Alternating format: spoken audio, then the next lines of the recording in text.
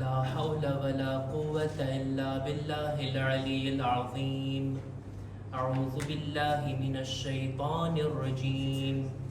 بسم الله الرحمن الرحيم.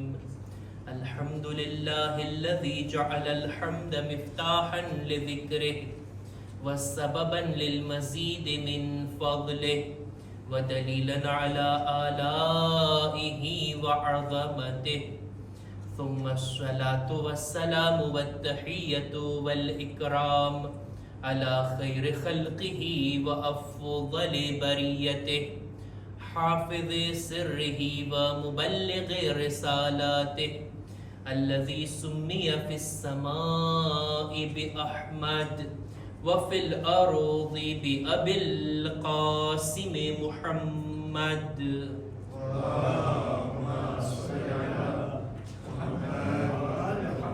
وعلى أهل بيته الطيبين الطاهرين المعصومين المظلومين ولعنة الله على أعدائهم أجمعين.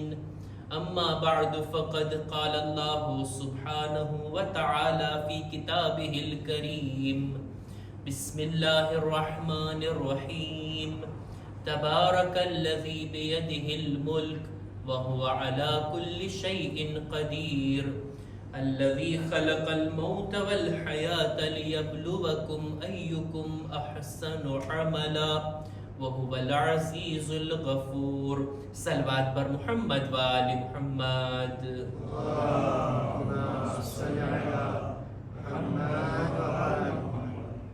આજની આગમના તારીખની અંદર આપણે જે શખ્સિયતની યાદ મનાવવા જમા થયા છીએ, અમીરુલ મુમિનીન અને બીબી સહરાના આ એક દુખ્તર જનાબે ઝૈનબની નાની બહેન બીબી ઉમ્મે કુલસુમની યાદ મનાવવા માટે આપણે બધા ભેગા થયા છીએ. અમુક હસ્તીઓ એવી હોય કે જે કોઈ ખાસ બનાવની સાથે જોડાઈ જાય તો એમની અઝમત ઓર વધી જાય. જનાબે ઉમ્મે કુલસુમ એમની ફઝીલતો, એમનું ઇલ્મ, એમનું તકવા, એમની મંઝિલત એની જગ્યા ઉપર, પણ જ્યારે તેઓ કરબલામાં તશરીફ લાવ્યા, કરબલાના મેદાનમાં હતા અને કરબલા બાદ બીબી ઝૈનબના મિશનમાં તેમનો સાથ આ એમની અઝમતમાં ઓર વધારો કરે છે. અને એટલે જ આ બીબીનો આપણે zikr મનાવીએ છીએ અને એમની યાદ આપણે બરગુજાર કરીએ છીએ. એ પહેલા કે આ બીબીના શાનમાં અમુક વાતોને હું બયાન કરું. કુરાની મજીદની સૂરે મુલ્કની શરૂઆતની 2 આયતોની મેં તિલાવત કરી. સૂરે મુલ્ક કે જેનાથી આપણે અજાણ નથી, હમણાં મજલિસની ઇબ્તિદામાં આપણે સૂરે મુલ્કની તિલાવત સાંભળ્યા. સૂરે મુલ્ક એટલો બા ફઝીલત સૂરો છે. રસૂલ ખુદા સલ્લલ્લાહુ અલૈહિ વસલ્લમ ફરમાવે છે,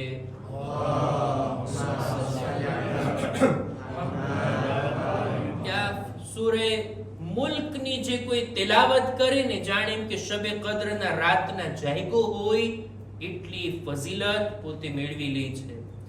સૂરે મુલ્ક એક એવો સૂરો છે કે રસૂલ ફરમાવે છે, વદત્તુ અન યકૂન ફી કલ્બી કુલ્લી મુમિન, મારી તો તમન્ના છે કે દરેક મુમિનના દિલમાં સૂરે મુલ્ક હોય, એટલે કે એને અવારનવાર પડતા હોય, યાદ રહી ગયો હોય, હિફ્ઝ હોય. 5મા ઇમામની હદીસ છે કે સૂરે મુલ્ક પડનાર વારંવાર જે કોઈની તિલાવત કરે ને અઝાબે કબ્રથી મહફૂઝ રહે છે.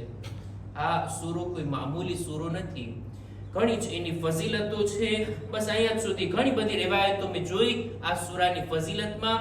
મારે આ સૂરાની પહેલી 2 આયતોને તમારી સામે મુખ્તસર તર્જુમો કરી અને વાતને આગળ વધારવી છે. આ સૂરાની અંદર શરૂઆતમાં ખુદાવંદે આલમ આ રીતના બયાન ફરમાવે છે કે બિસ્મિલ્લાહિર રહમાનિર રહીમ તબારકલ્લઝી બિયદિહિલ મુલ્ક.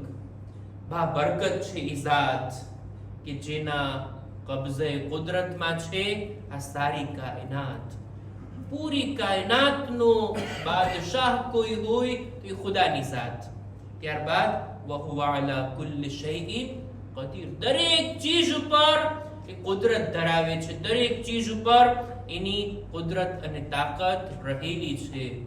અલ્લઝી ખલકલ મૌત વલ હયાત, ખુદાએ તો બધું ખલ્ક કર્યું છે, બધું પેદા કર્યું છે. ખુદા બે ચીજોને અહીંયા ખાસ ઉલ્લેખ કરે છે કે એ ખુદા કે જેણે મૌતને પણ પેદા કરી, હયાતને પણ પેદા કરી.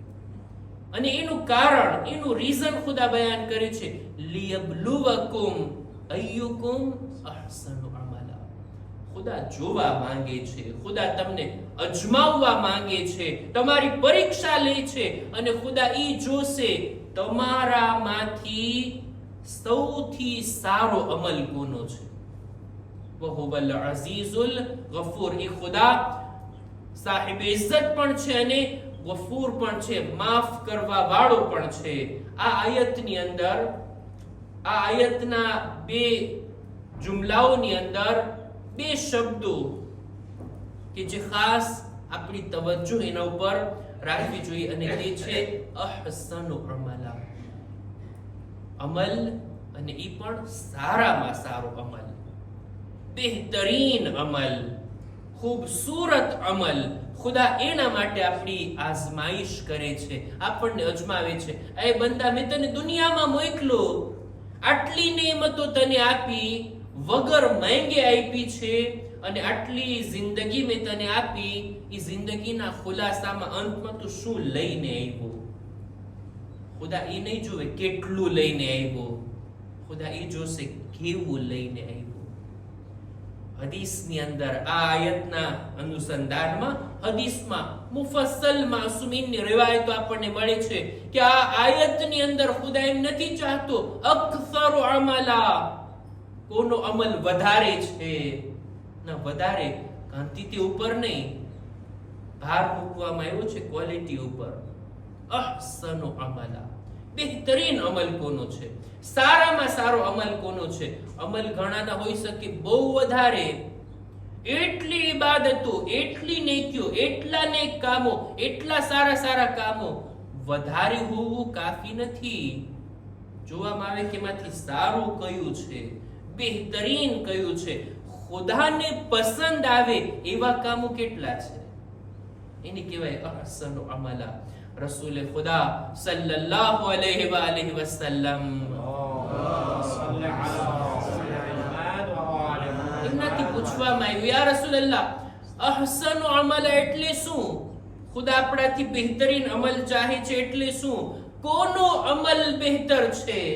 ત્યારે રસૂલે ખુદા ફરમાવે છે કે જેની અક્લ વધારે કામ કરતી હોય ને, જે અક્લથી ફાયદો ઉઠાવતો હોય ને, જેના દિલમાં ખુદાનો ખૌફ હોય ને, જેના ઇલ્મમાં ઈ વાતો હોય ને કે ખુદાએ શું વાજિબ કીધું, શું હરામ કીધું, શું કરવાનું કીધું, શું ના કરવાનું કીધું, આ બધી વાતને સારી રીતના જાણતો હોય ને, એને કહેવાય અહસનુ અમલા. એનો અમલ સારો અમલ છે. ભલે એના મુસ્તહબ અમાલ ઓછા હોય, પણ એની ઇબાદતો જો ખુદાના ખૌફ સાથે હોય, અકલમંદી સાથે હોય, બરાબર ઈ જાણીને હોય કે ખુદા મારાથી શું ચાહે છે, શું કરવાનું કીધું, શું નથી કરવાનું કીધું, એની જાણકારી સાથે હોય, આ માણસનો અમલ છે અહસનુ અમલ. હજી એક હદીસને બયાન કરું, નામ લઈશ તો સલવાત તો પડવી પડશે તમારે. આપણા છઠ્ઠા ઇમામ, ઇમામે જાફર સાદિક અલૈહિસ સલામ,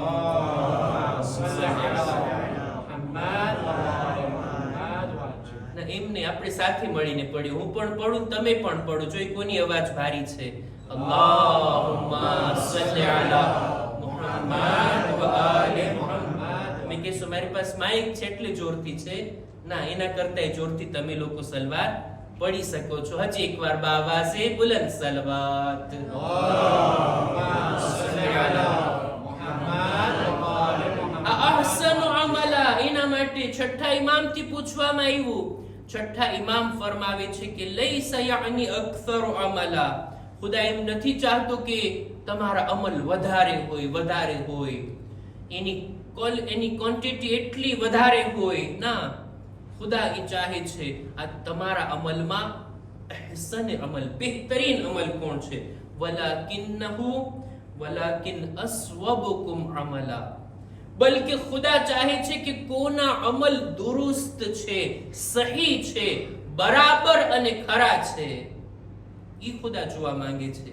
કોઈ માણસ ઇબાદત કરતો હોય પણ સરખી રીતના ના કરતો હોય, શું ફાયદો છે? નમાઝો તો પડતો હોય, ખૂબ પડતો હોય, પણ જેવી રીતના ખુદાએ કીધું છે નમાઝ પડવાનું એમ નહીં, મને જેમ સરખાઈ આવે એમ પડતો હોય. કુરાનની તિલાવત તો ખૂબ કરતો હોય પણ કુરાન બરાબર શીખવું નથી, ગલત પડે છે. શીખવાની કોશિશ નથી કરી, કોઈની પાસે પોતાનું કુરાન સહી પણ નથી કરાવ્યું. પડતો રે પણ સહી ના પડે તો, દુરુસ્ત ના હોય તો. રાવીએ પૂછી લીધું, મૌલા સહી હોવું એટલે શું? ઇમામ આગળ ચોખવટ કરે છે, ઇન્નમલ ઇસાબતુ ખશ્યતુલ્લાહ વન્નિયતુ સાદિકા. અમલ સહી ત્યારે થાય જ્યારે દિલમાં ખુદાનો ખૌફ હોય અને અમલની નિયત પણ સારી હોય. અમલની પાછળ જે આપણો મકસદ છુપાયેલો છે, જે હેતુ છે, જે નિયત એ પણ સારી હોય. નમાઝ તો પડતા હોય પણ શા માટે પડે છે? બધા પડતા હોય આપણે પડી લઈએ. બોલો નમાઝમાં જાય છે, ચાલ ને હું પણ નમાઝમાં જાઉં. નિયતમાં ફરક હોય ને. મસ્જિદે આવું છું નમાઝ પડવા માટે, શા માટે આવું છું? ખુદાની ખુશનુદીને માટે, મારા એક વાજિબ કામને સારી રીતના વધારે સવાબ મળે એવી રીતના અંજામ આપવા માટે. ઘણાના મસ્જિદે આવવાના મકસદ પણ જુદા હોય, બીજા હોય. નિયત પર ફરક પડી જાય. આ અમલ બરાબર નથી હોતો. નિયતુન સાદિકા, સાચી નિયત સાથે જે અમલ અંજામ આપવામાં આવે ઈ છે સહી અમલ.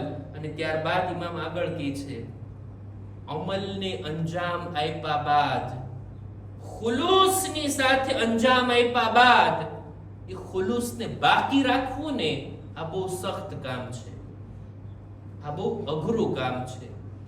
શક્ય છે ઇન્સાન સાચી નિયત સાથે કોઈ અમલને અંજામ આપે, ખુલૂસની સાથે કોઈ ઇબાદતને અંજામ આપે, કોઈ નેક કામને અંજામ આપે.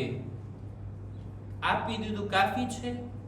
ના, એ અમલને હવે ટકાડી રાખવું, નામય અમલમાં બાકી રાખવું ને, ઇમામ કહે છે આ મુશ્કેલ કામ છે. હા, એટલે જ ખુલૂસ એની શરત ફક્ત અમલ અંજામ આપતી વખતે નથી, અમલને અંજામ આપ્યા બાદ હવે એને બયાન પણ ના કરે, એને લોકોના કાન સુધી પણ ના પહોંચાડે.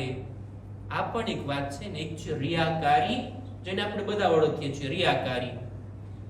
અમલમાં ખુલૂસ ના હોય, ચોખ્ખી રીતના અમલ કરું છું ફલાણાને દેખાડવા માટે, એની તો વાત જ અલગ. રિયાકારી. એક બીજો શબ્દ છે હદીસમાં, એ છે અસુમઆહ. લોકોને સંભળાવવા પોતાના ભલા કામ, પોતાના નેક કામ, ઈ પણ ઇન્સાનના સવાબને ઘટાડી દે છે.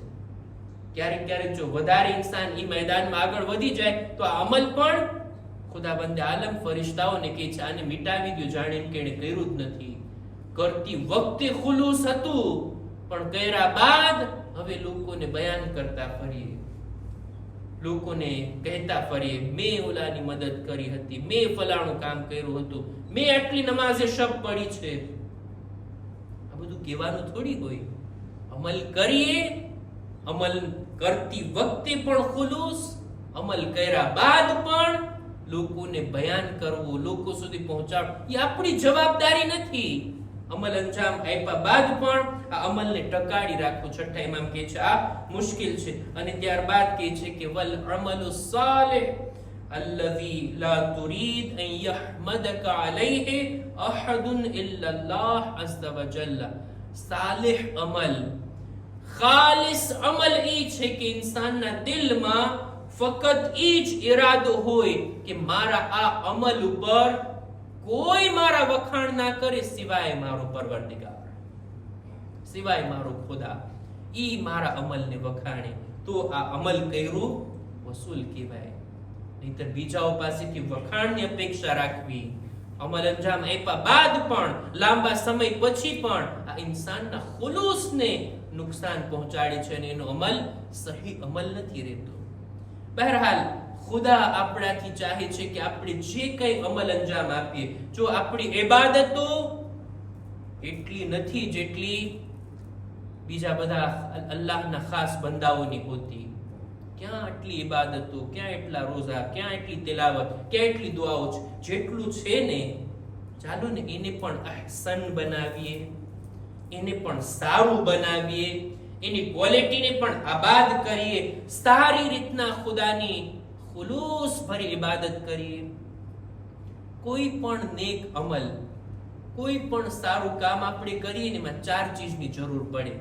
આપણા આકા અને મૌલા અમીરુલ મુમિનીન હઝરત અલી ઇબ્ન અબી તાલિબ અલૈહિસ્સલામ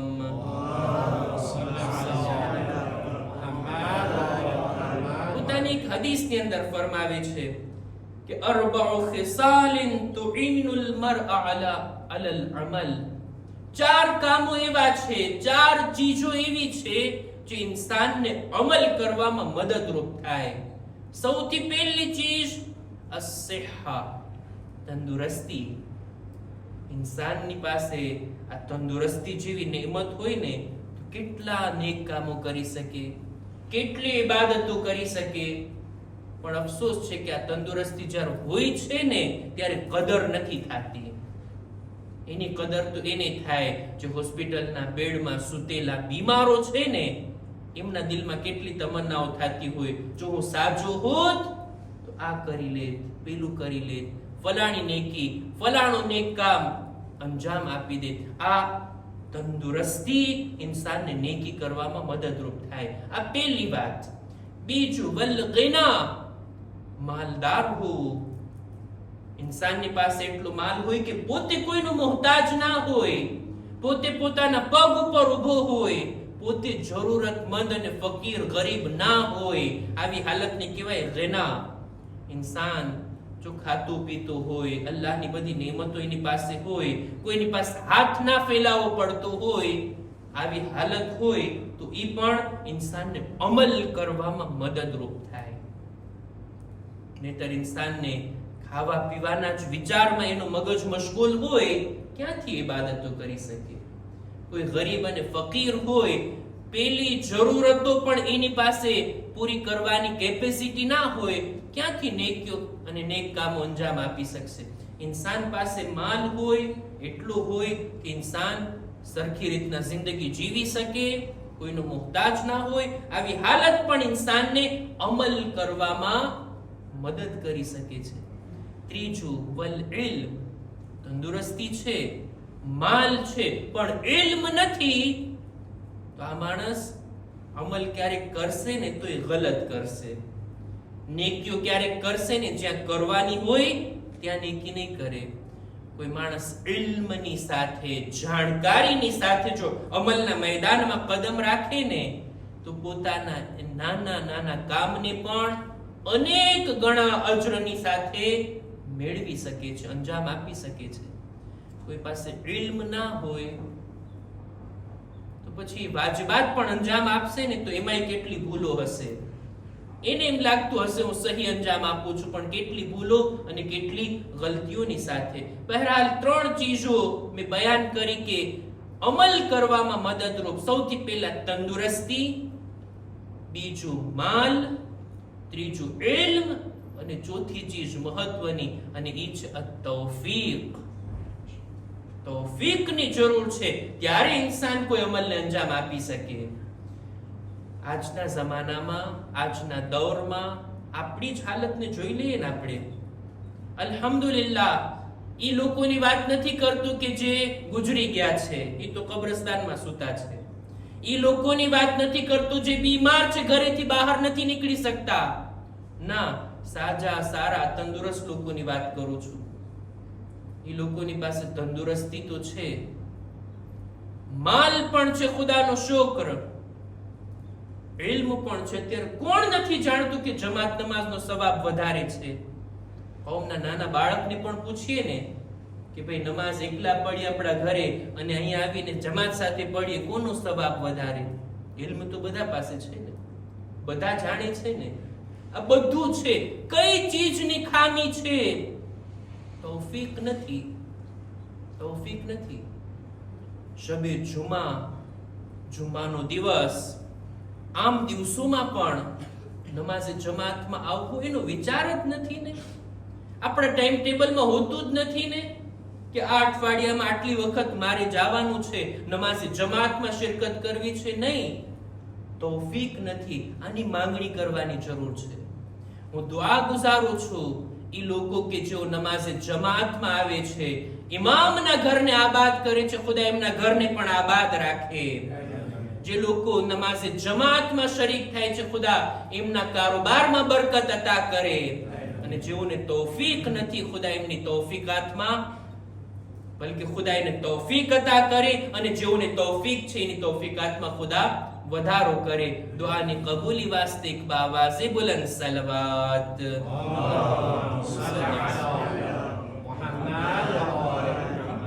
આ બીબી કે જેમનો જિક્ર આપણે મનાવવા જમા થયા છીએ, આવી હસ્તીઓના તવસ્સુલથી આપણે ખુદા પાસેથી તૌફીક માંગીએ. અહેલે બેતના ઘરાનાની આ હસ્તીઓ કે જેમની ખુશીની કે ગમની મુનાસિબત હોય, અલ્હમ્દુલિલ્લાહ એટલી તો તૌફીક છે કે આવી મુનાસિબતોમાં આપણે આવીએ છીએ ઇમામ બારગાહમાં. એક રિશ્તો, એક સંબંધ અહેલે બેત સાથે આપણો જોડાયેલો રહે છે આવી મુનાસિબતોની અંદર. જો આપણા સગા વાલા કોઈ હોય ને, કોઈ આપણા ફેમિલી મેમ્બર હોય, એની સાથે આવવો જવાનો આપણો રિશ્તો જો ના હોય ને, તો પછી અમુક સમય બાદ આ રિશ્તો ભૂલાઈ જાય છે. વર્ષો બાદ આપણા બાળકો નહીં ઓળખશે કે આ તો આપણા સગા થાય છે, આપણા ફેમિલીમાં થાય છે. હોય છે એવા કિસ્સા. આવા મુલ્કની અંદર, આવા માહોલની અંદર કે જ્યાં લોકોને એકબીજાની પરવાહ નથી હોતી, ત્યાં સગા સંબંધીઓ પણ આપસમાં ભૂલાઈ જાય છે. ક્યારેક કોઈ બુઝુર્ગ ક્યારેક યાદ અપાવે કોઈ મોકા ઉપર, ત્યારે યાદ આવે કે આ તો આપણા સાવ સગા થાય છે, આ તો આપણા ફેમિલી થાય છે ને. એવું શા માટે? આવવા જવાનું નથી રહ્યું, હળવા મળવાનું નથી રહ્યું.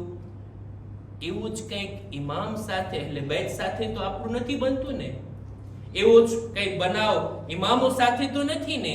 ઇમામ બારગાહ જો આવવા જવાનું મૂકી દેશું, એવું ના બને કે અહેલે બેત સાથે આપણો સંબંધ નબળો થઈ જાય.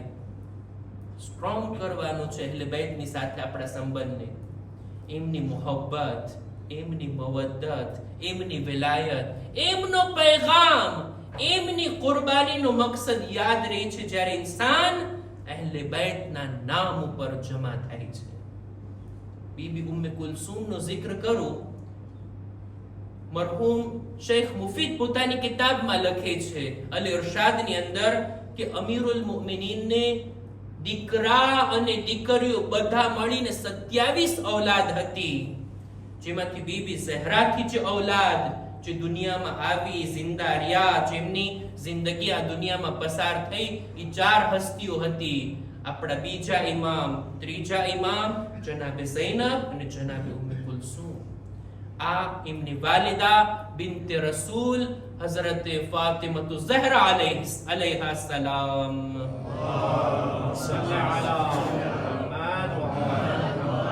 જનાબે ઉમ્મે કુલસુમ, એમનો કિરદાર, એમનો રોલ આપણને ખાસ યા તો કરબલાના બનાવની અંદર મળે છે અથવા કરબલાની પહેલા. બંનેનો હું જિક્ર કરું.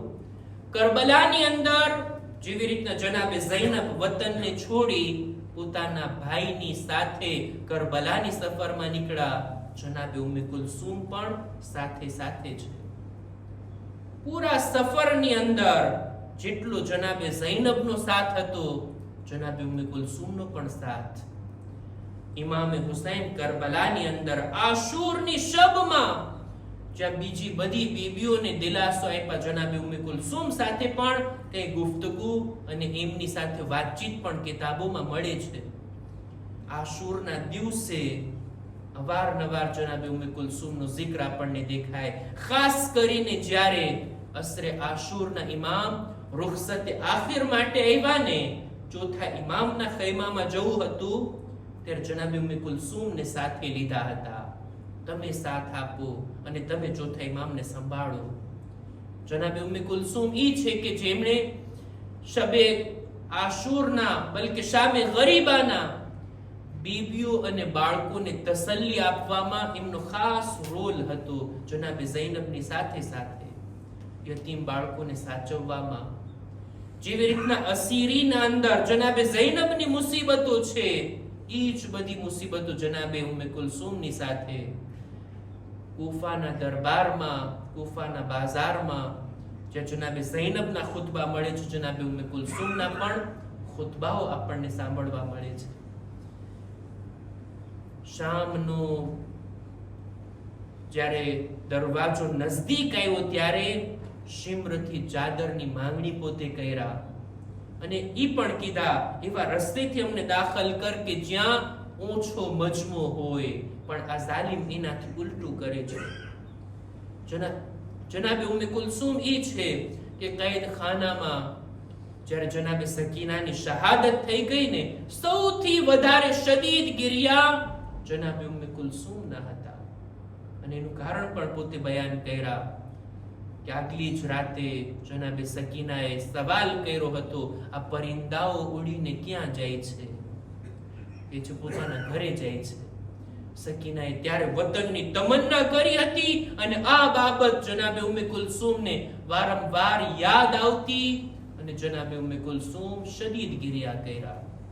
અને એમનો રોલ જ્યારે આ લૂંટાયેલો કાફિલો ફરી પાછો વતન પલટે છે ને, ત્યારે એક મરસીઓ કીધા છે જનાબે ઉમ્મે કુલસુમ. હમણાં નોહાની અંદર પણ આપણે સાંભળ્યા કે જનાબે ઉમ્મે કુલસુમનો આ મરસીઓ લગભગ 40 જેટલા શેર છે માલી સિબ્તૈનની અંદર કે જનાબે ઉમ્મે કુલસુમ આ રીતના શરૂઆત કર્યા જ્યારે મદીનાની દિવાલો દેખાણીને કે મદીનત જદ્દિના લા તકબલીના, એ નાના મદીના અમારા આવવાને તું ન કબૂલ કર. અમે જ્યારે ગયા હતા ત્યારે બાળકો, બચ્ચાઓ અને અમારા ઉપર અમારા વાલીઓ વારિસનો સાયો હતો. અત્યારે અમે આવ્યા છીએ તો લૂંટાઈને આવ્યા છીએ. એટલા ગમને લઈને તારા અંદર અમે દાખલ થઈએ છીએ. આ બધા મરસિયાના શબ્દો જનાબે ઉમ્મે કુલસુમના આપણને મળે છે. આ હતું કરબલામાં એમનો રોલ. અને કરબલાની પહેલા અમીરુલ મુમિનીનની શહાદતની તારીખ 19મી માહે રમઝાનની શબમાં મૌલા પોતાની આ દીકરીના મહેમાન હતા. એમના ઘરે રાત ગુજાર્યા. મૌલાની આખરી રાત કેવી પસાર થઈ આખી રિવાયત જનાબે ઉમ્મે કુલસુમ બયાન કર્યા છે કે મારા બાબાની હાલત શું હતી, કેવી રીતના ઇબાદત કરી રહ્યા હતા, કેવી રીતના તેઓ ઇફતાર કર્યા, કેવી રીતના નમાઝે શબ પડ્યા અને નમાઝે ફજર માટે મસ્જિદે રવાના થયા. જ્યારે પોતાના બાબાને જખ્મી હાલતમાં જોયા, જનાબે ઉમ્મે કુલસુમ મૌલા અલીની બાજુમાં હતા. જ્યારે મૌલા અલીને ઘરે લાવવામાં આવ્યા, એમના જખ્મ પર નજર પડી. જનાબે ઝૈનબ ઉમ્મે કુલસુમ ગિરિયા કરવા લાગ્યા, રડવા લાગ્યા. એવામાં જ ઉમ્મે કુલસુમ જોએ છે કે ઇબ્ને મુલજિમને પકડીને લાવવામાં આવ્યો. ત્યારે જનાબે ઉમ્મે કુલસુમ ઇબ્ને મુલજિમને કહે છે, એ ઝાલિમ, એ લઈન, તે મારા બાબાને જખ્મી કર્યા, પણ મારા બાબાને શિફા મળી જશે, મારા બાબા સારા થઈ જશે, એમને સેહત મળી જશે. ઇબ્ને મુલજિમ કહે છે, ના, હરગિઝ એવું નહીં થાય. 1000 દિરહમની મેં આ તલવાર લીધી છે અને એને ઝહેરની અંદર ડુબાડીને આ જખ્મ મેં લગાડ્યો છે. જો તલવારનો જખ્મ ભરાઈ જાય તો આ ઝહેરનો અસર એનાથી અલી બચી નહીં શકે. પોતાના બાબાના આ જખ્મને જોઈ અને ઉમ્મે કુલસુમના દિલ પર શું વીતી હશે. દીકરી જ્યારે પોતાના બાબાના જખ્મી માતાને જોતી હશે, એમના શહીદ થવાના મંઝરને જોતી હશે, શું એમના દિલ પર વીતતું હશે. હું અર્ઝ કરીશ, એ બીબી ઉમ્મે કુલસુમ, અત્યારે હિજરી સન 40 ના મદીનામાં, કૂફામાં તમે તમારા બાબાના એક જખ્મને જોયા, એમની શહાદતને જોયા. પણ એ ઉમ્મે કુલસુમ, તમે આગલી રાતના તમારા બાબાને મહેમાન નવાઝી કર્યા, એમના માટે સુફરો તૈયાર કર્યા. કરબલામાં તમે જોશો એક દીકરી પોતાના બાપને કેવી હાલતમાં રૂખસત કરશે. 3 દિવસના ભૂખ્યા પ્યાસા પોતાના બાબા. સકીનાએ એક જખ્મ નહીં, અનેક જખ્મ આકા હુસૈનના બદન પર જોયા. અને એ ઉમ્મે કુલસુમ, તમે તમારા બાબાના જનાઝાથી આસાનીથી રૂખસત થયા, પણ હાય સકીના, જેને તાઝિયામાં મારીને પોતાના બાબાની લાશથી જુદા કરવામાં આવ્યા, સકીનાને તમાચા લગાડવામાં આવ્યા. અલા લઅનતુલ્લાહ અલલ કૌમિઝ ઝાલિમીન وسيعلم الذين ظلموا أي منقلب ينقلبون إنا لله وإنا إليه راجعون. मातम हुसैन या हुसैन.